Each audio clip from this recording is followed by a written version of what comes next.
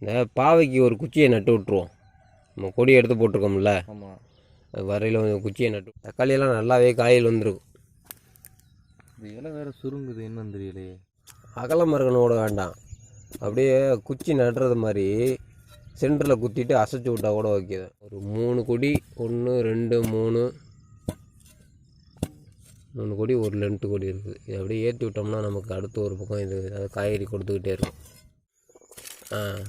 ஓடு குச்சி மண்ணை ஃபுல்லாக தள்ளிட்டு 2 கல்லை தூக்கி வச்சுருவோம் சைடில். சும்மா கிடந்த சின்ன சின்ன கல்லெல்லாம் பொறுக்கி வச்சோம்னா அணைச்சிக்கிட்டு நிற்கும், பிரச்சனை இல்லை. அடுத்து அப்படியே கொடியை தூக்கி போட்டு கொஞ்சம் நல்லா குத்தி விட்டா டைட் ஆயிரும், பாட்டில் கிடக்கும். இது போதும். இன்னொன்று கூட நம்ம பக்கத்தில் வச்சு வேணால் ஏற்றி விடலாம், வேற இருக்காது. இப்போ இதில் ஏறி இருக்கான்.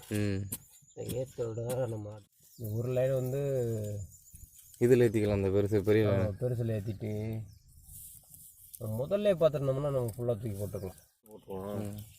அது கடிச்சிக்கிட்டு கிடக்கும், அது பிரச்சனை இல்லை. மேலே வரையும் வந்துருச்சுல்ல, அதெல்லாம் பிரச்சனை இல்லை.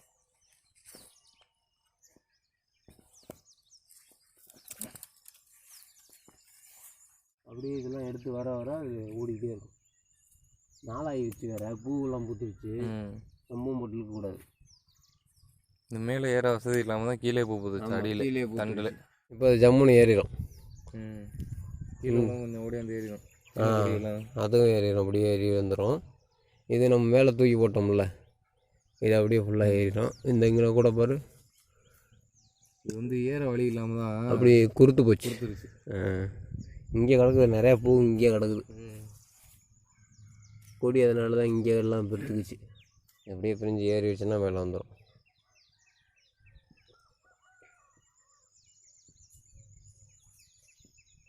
போதும் இதுவே ஓடிட்டு நாளைக்கே அது கொடி சைடு பிடிச்சி ஏறிடும் மேலே. இதுவே எப்படி பார்த்தாலும் ஒரு 10-15 கொடி ஏறுற அளவுக்கு வழி இருக்குது.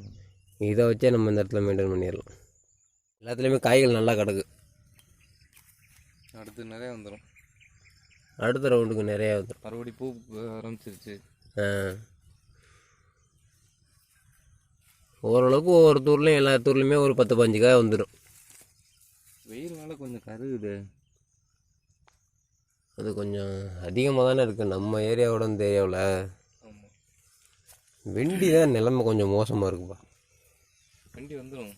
இப்போ தானே இந்த குஞ்சு விட ஆரம்பிச்சிருச்சு, தண்ணி விட்டு மீன் மேலே போட்டிருக்கோம்ல, வந்துருங்கிறியா? இப்போ இந்த முறை இந்த முத்துனது இது பூச்சி எல்லாத்தையும் எடுத்து விட்ருவோம், பார்த்துக்குறோம். பரவாயில்ல, ஒரு 2 நாளைக்கு தாங்கும்.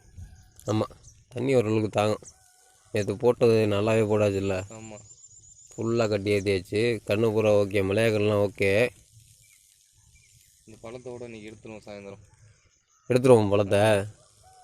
ஆமாம், அங்கிட்டு கொஞ்சம் வேலை இருக்குது, அந்த தண்ணி கட்டுற வேலையை முடிச்சுட்டு கொஞ்சம் எடுத்து விட்டு. இந்த கண்ணு நல்லா, கத்திரிக்கண்ணு நல்லா எழுந்துச்சு. நம்ம தான் கிடைக்கிற இடத்துல ஒன்று போட்டு விட்றோமே. தண்ணியில் இருக்கிறதுனால இது இதாகிடுச்சோ. அது முதல்ல போட்டது ஒரு 3 வகையான மிளகா வந்து நமக்கு இதில் இருக்குது.